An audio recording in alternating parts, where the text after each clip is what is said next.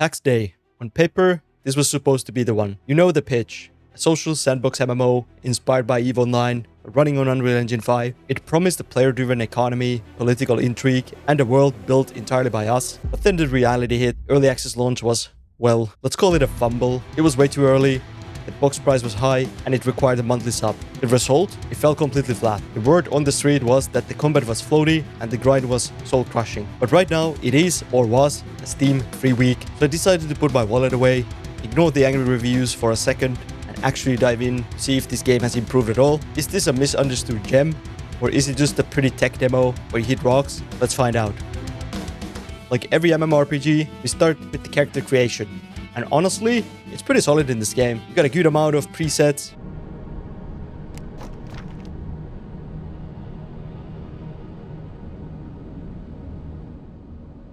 But the sliders let you change pretty much everything. I tried to break it, you know me. I wanted to create this monstrosity, something that looks like it crawled out of the swamp. Similarly, when I create characters in Black Desert Online, I cranked every slider to the right.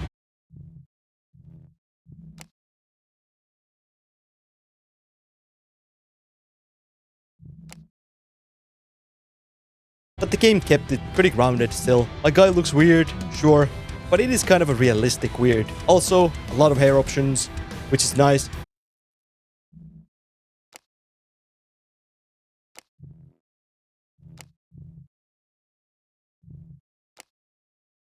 But obviously, I'm always going with the bald choice. If bald is an option, we take it. Once you're done, the game asks you to pick a starting province: Keris, Inisgalia, Meri, or Ancien. Does the game explain the difference? Absolutely not. Is there some kind of advantage to one?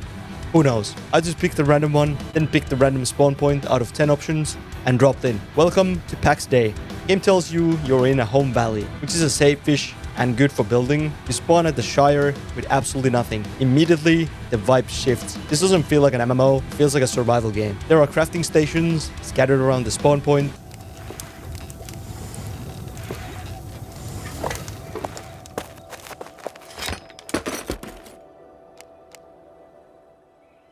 So I checked out what I needed and did what we all do in these games. I just became a vacuum cleaner. I ran around grabbing wood, stone, and flowers.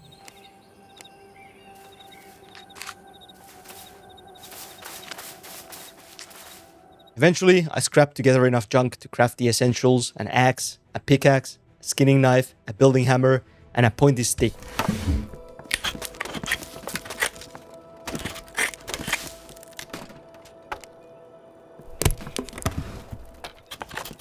Yes, my weapon of choice was a sharp stick at the beginning. I tested the combat on the air for a bit.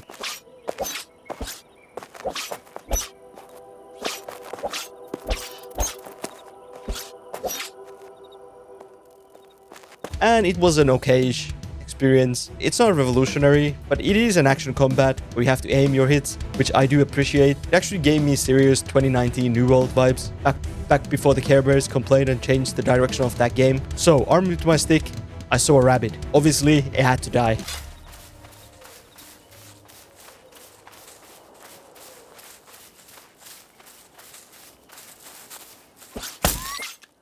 It was fast, but I managed to stab it to death for some meat and hide. I felt pretty powerful, killing the rabbits. That feeling lasted exactly 3 minutes. I stumbled across a random building, and to my surprise, there were NPCs there. They didn't ask questions, they just murdered me instantly.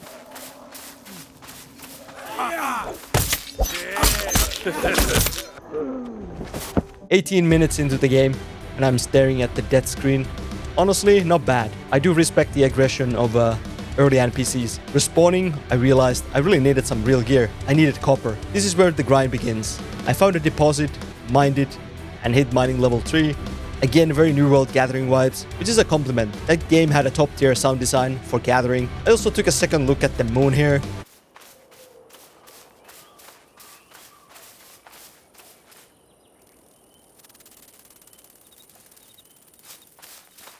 For a game, people call it Unreal 5 slop. It actually looks really good. The lighting and the environment are genuinely pretty, and I'm a huge fan of the aesthetics. Exploring further, I found players' houses along the river.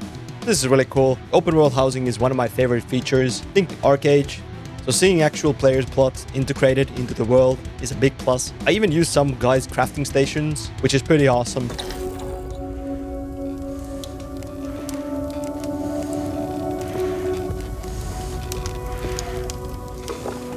My next mission was finding tin, which I needed for the bronze ingots. I fought a boar on the way, which hit surprisingly hard, by the way.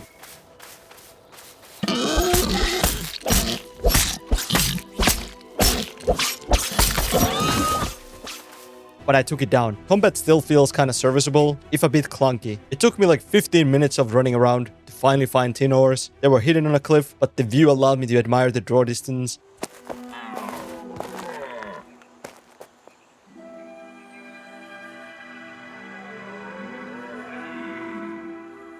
You can pretty much see for miles. Finally, I teleported back to the shrine and smelt my first copper ingots.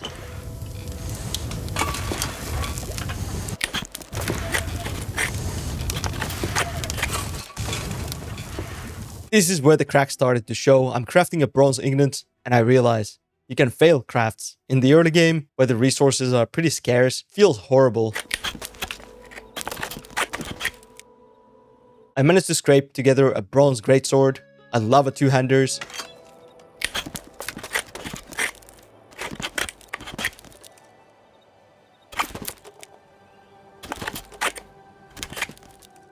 and it comes with the 3 skills, which are basically just different attack animations. I tested it on some rams, they died fast.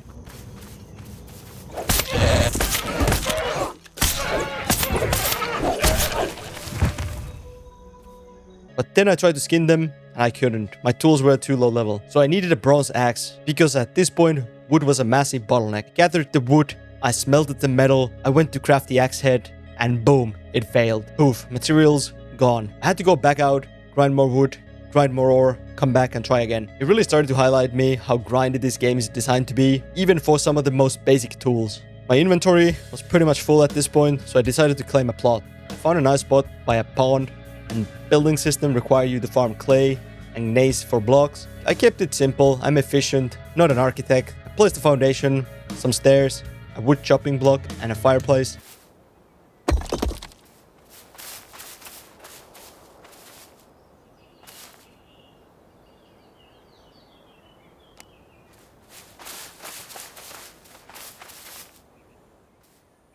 It started to feel like a home. After 2 hours, I had a base. I crafted some wicker baskets for storage, because inventory management is the true endgame boss here.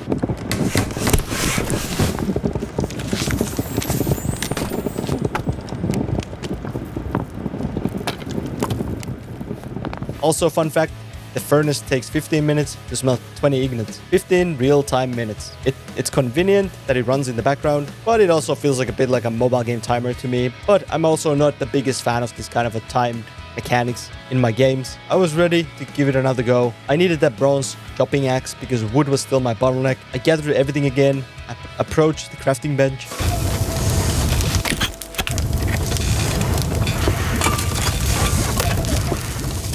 And it failed again. That was the moment I realized I was kind of just done with the game. The game felt tedious for the sake of being tedious. I wasn't fighting monsters or exploring dungeons. I was fighting a random number generator to make a basic tool so I could hit trees slightly faster.